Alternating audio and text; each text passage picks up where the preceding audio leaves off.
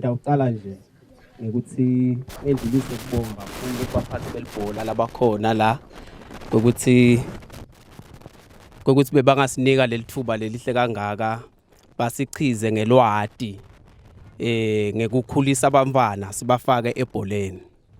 Kunenge lesikufunzile sibo coach ngeku-identifya lithalenta cause umsebenzi wethu thine ku-identifya lithalenta kulaba bafana sibabuthise babenza wonye sibende bajabule badlale bative basekhaya sibakhulise ngale bhola.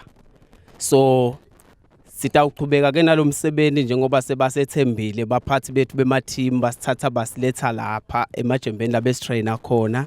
Sesitawujika ke manje futhi sibuyele emuva siyosebenza nani ma-club njengoba sesifunzile kakusho kusendawo bese seniyaseXwaya nithi ngilaba nifundisa kona emajembeni lokhu nasenisibona sihlaya emenweni niyaqhubeka nje nisesekele.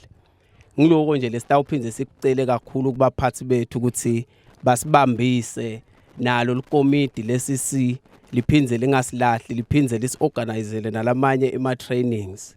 Ngiloko lesitakucela kakhulu kunenge lesikufunzile lesisafisa ukuthi sikuthekele labamfana sibakhulise ngayo le bhola. Siyabonga kakhulu bosifunza.